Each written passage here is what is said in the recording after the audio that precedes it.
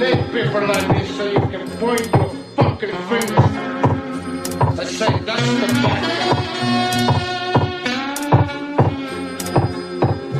Welkom op de Gouden I am Mike.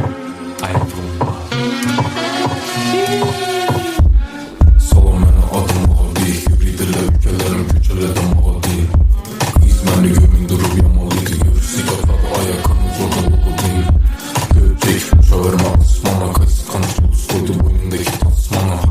Bana rast gebli doğum buz gerek. Şu sanırlık doldu kaç kere basmala. İşlerini yürütemiz Nokia'da. Bir günü yaparım ama patron iman tamam değil. Gece ustamın işledim oyladım. İspatlaşım gereklere şimdi pul yap tamam.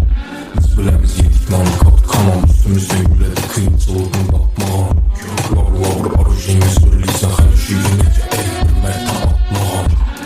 Yola çıksan taksiye okşima yolda görgen el sallıydı. Mazı kedile köpyası başladı 2 milyon dilekin avroza okşima. Yüreği çıkar çünkü merkezi gayet hakikat. Şunu bile hiç kime yapmadı.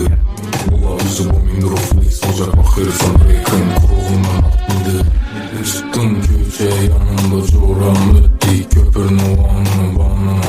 Muhammed'in zirikerliğime bir kıl nerselediydi canıma. Sevgi babası seni sevmekme umuman düşmeyse yadıma. Hazırlık resmi gördük balla bilen güldük sen halına.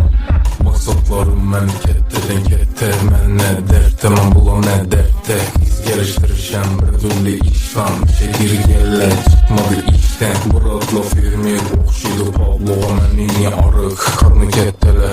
Yüzüm bilmeyen düşmanlarımı gördüm yazıptılar kara deftere. İşlerini yürütemiz Nokia'da bir günü yaparım ama patron iman sana değil. Gece Osman işledim oyladım